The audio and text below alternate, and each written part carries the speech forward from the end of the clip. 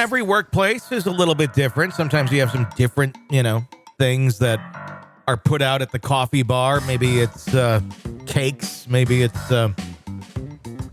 granola bars. Maybe it's human heads, It depends on where you work, I guess. You just never really know what's going to be popping up there sometimes.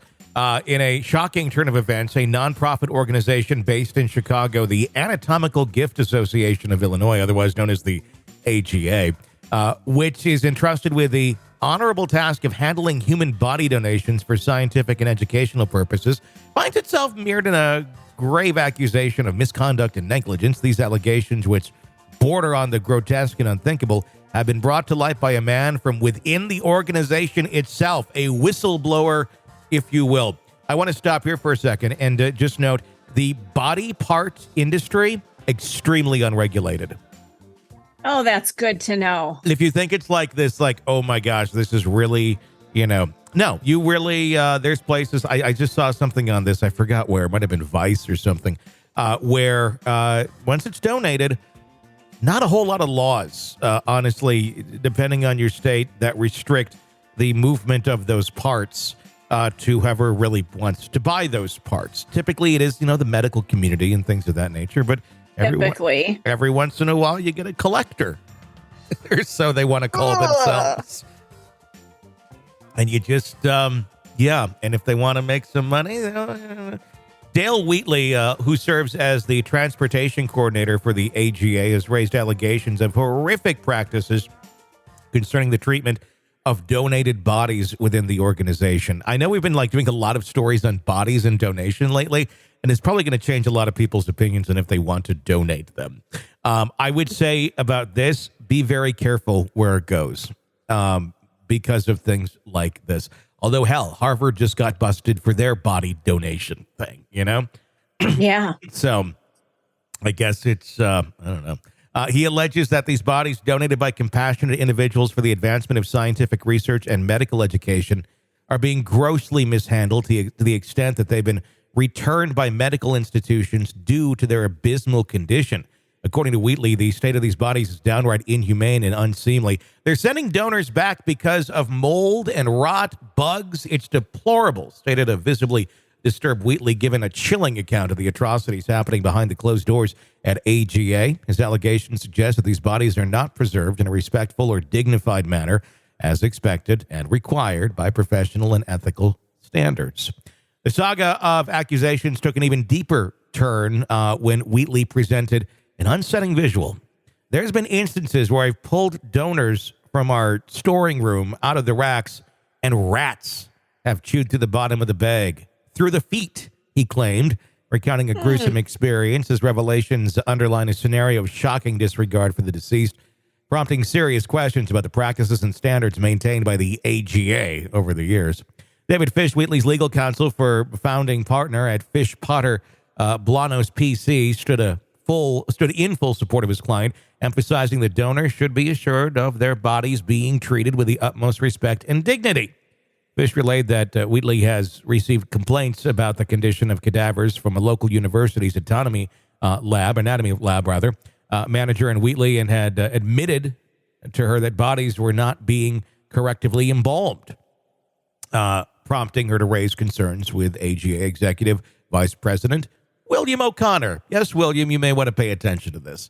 The subsequent email exchange involving O'Connor, Wheatley, and the lab manager was a stark indicator of an alarming situation where it was reported that flies were crawling on the bodies and the limbs contained mold and rot, and that students had become sick after being exposed to the bodies during their studies.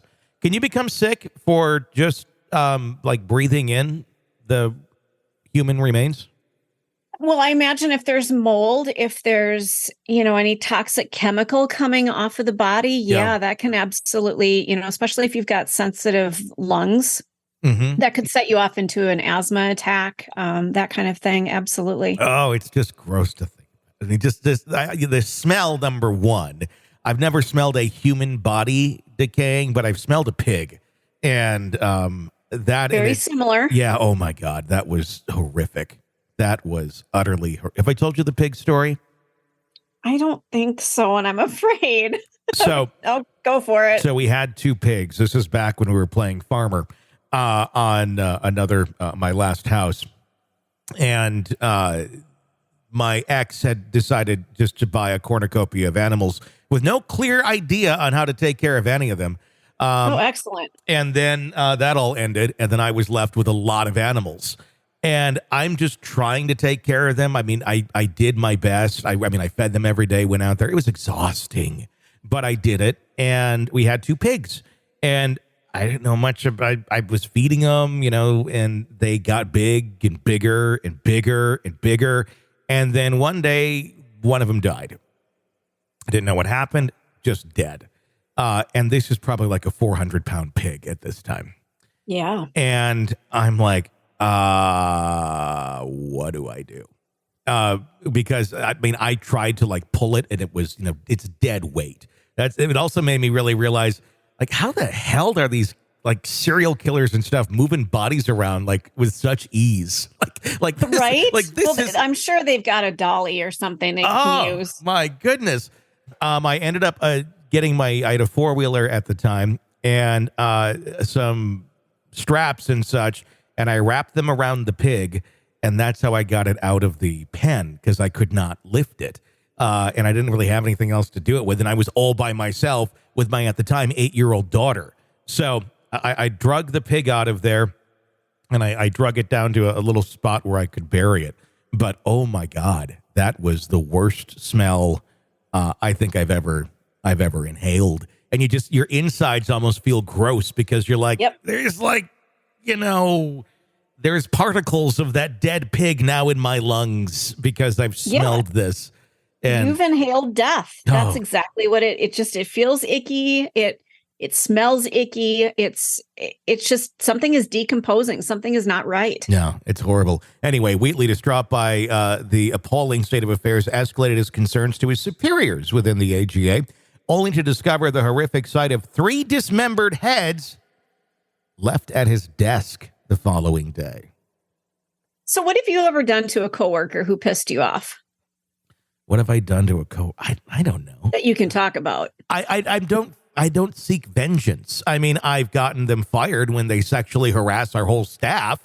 But yes, you have. But other than that, I don't do the vengeance thing. I just kind of move on. If I need to report something, I'll report something. I remember I was working at a place where the night guy was getting a little too friendly with like the 16-year-old callers.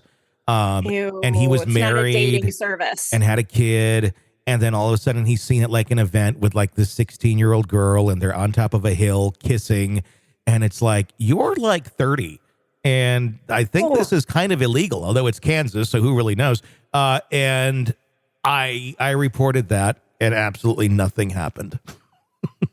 Oh, God, you did the right thing. We had like the phone line where you can call in and like anonymously or whatever. And I did. I'm like, this really should be looked into, like, seriously, because this is a huge liability for the station. And I really don't want to work at a station where the night guy gets arrested for being a child predator. Exactly. Like, I don't like it at all. I even brought it up to my boss, and it's like, well, we'll talk to him, and and nothing ever fucking happened. Anyway, this gruesome discovery prompted Wheatley to file a police report, making a pivotal moment in his courageous decision to expose the alleged malpractices within the AGA. Should ask you the same question. What's the worst you've ever done to a coworker that you had a vengeance against? I put sardines in Danny's desk drawer on a Friday. I opened the can and left. I never even heard about this. He didn't talk about it, but when he came in on Monday, because I did it Friday afternoon, he left. He took his pontoon out because he'd always run around on his pontoon when he was supposed to be working. Yeah. And I had a can of sardines that, they're super oily. Yeah. And I dumped them out in his top drawer, and then I shut the drawer and left. You literally dumped. You didn't just open the can. I didn't just open the can. I dumped it. Did he ever say anything? Because I would have thought he would have brought this up or something, like, who put sardines in my desk? Here's what's bizarre is he never said a word to anybody. That's just the first time I've ever heard of this. Wow. Yeah. It must have been. He probably didn't want to be looked at as like someone was that angry at him or something. Exactly. I just needed to do something because he was such a pain in the ass. Mm-hmm. He was one of my very first really shitty managers. Mm-hmm. And I always felt like he was up to something. He was always manipulating something. And I thought, what can I do to just piss him off, but not cause too much harm? Yeah. So that's what I did. And I didn't say anything. I played dumb. Nothing was ever brought up. That was that. It just came and went. And he never said anything. The whole place just stunk Monday. Oh my It was God. awful. That's horrible. I did a smell thing at a workplace. This was in Wichita. This was not out of vengeance by any means. This was just my own stupidity. I was watching, this was like early 2000s, Food Network was really big, and there was a lot of like the Anthony Bourdain going to different countries, eating weird things. And durian was talked about a lot. Now, durian's a fruit that you get in like Thailand and some of those type of countries. Okay. And people swear it's the most delicious thing on the planet, but it smells like a dead body when you open it up. And I went to an Asian grocery store that was down the road, and they had durian. I'm like, oh my gosh, because apparently it's like a lot of planes don't even allow you to carry it. There's all sorts of rules with it. So I bought some durian because I wanted to try it, and I tried it, and it tastes okay, not worth the smell though. And I stupidly put the rest of the container in the garbage can at the end of the hall where all the studios are. It was a covered can, like with a strong lid. It was like literally like a tin garbage can. And I thought, well, I'll shut the lid. That'll be good. And then I'm on the air on the other side of the building, and all of a sudden all these people are out in the hall, like looking around, like at the ceiling, like, what is that smell? And I walked out and I could smell it. I'm like, oh my God, it's the durian. And then I walked out, I'm like, and then everybody goes to the garbage can because they figure it out. They're like, what is this? Is there a dead animal in here? I'm like, oh, I had some durian at lunch. They're all like, what's durian? Oh my God. So, yeah. I just looked it up. It says it can be compared to raw sewage, rotting flesh, or smelly gym socks. I'd go with rotting flesh and smelly gym socks. Like, sewage would be an upgrade in the smell, quite honestly. That's... Anthony Bourdain once said that eating it, your breath will smell as if you'd been French kissing your dead grandmother. Yes, I would say that's probably accurate. That's probably very, very accurate. So if you ever want to get back at somebody, go get some durian at the Asian market and just, put it in somebody's desk and see what happens. Anyway, continuing with this, the allegations brought forth by Wheatley present a stark contrast to the AGA's public image.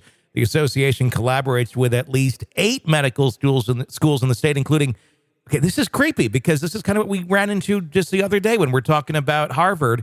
So these businesses supply this stuff. It's like their Cisco of body parts. It really is. Like, hey, look, we got some great scrotums this week. The association collaborates. Well, it's like, hey, come on down. We got something really great. Proctologists need to look at this stuff. So, You've been looking for some scrotums, and I got some here in the back of the van. So, yeah, anyway, the allegations brought forth by Wheatley present that stark contrast. The association collaborates with at least 8 medical schools in the state, including Northwest University's Feinberg School of Medicine, and boasts of upholding the highest standards of responsiveness, respect, privacy, and security on its website. Yet, Wheatley insists that the reality is far from those lofty claims. He alleges that bodies are improperly embalmed and even brain removal procedures are not performed adequately, leaving bodies in deplorable conditions. Wheatley has come forward with these allegations not to cause sensationalism, but out of concern for the families who have chosen to donate their loved ones' bodies for scientific advancements. He expresses his heartfelt respect for these donors and emphasizes the need for their bodies to be treated with dignity. Fish, standing by Wheatley, confirms that they have requested an investigation by the AGA, into the AGA, by the Cook County Medical Examiner's Office, the Illinois Department of Public Health, and the Illinois Department of Financial and Professional Regulation. As of now, they have not initiated any legal action against the AGA, hoping the organization might clean up its act first. Because, yes, usually organizations that are in gross misconduct of how to handle something, they do a great job of self-policing because they did so good thus far. Why not expect them to start doing it now? Right. Multiple attempts were made to contact the AGA and its executive VP, William O'Connor, for a comment on these shocking allegations. However, after this report, no response has been received, deepening the shadows of suspicion around the alleged misdeeds of the AGA. That's terrible. So, just terrible. 3 heads on a desk is a pretty good get back at you thing in a workplace, though. That's horrible. Yeah, that's going to leave a mark. That's first of all, it is disparaging these donors. That's not a good use of their head. No. And second of all, that's a pretty aggressive thing to do to a coworker. Even though here I am talking about what I did with the sardines, I think it was just annoying and gross what I did. It wasn't threatening. Mm-hmm. But putting heads on somebody's desk, that feels threatening to me.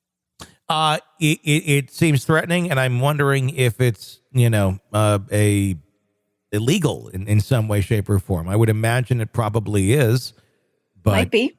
I don't know. Their website isn't. It's not running as. Maybe somebody hacked their website. I don't know. They don't have a lot of great reviews, so to speak. Although it seems like a lot of people started leaving reviews after they heard the story of what's going on. But it's kind of in a seedy part of town. And it's just kind of in an old warehouse building. So I guess kind of what I'd expect for where bodies go. I don't know.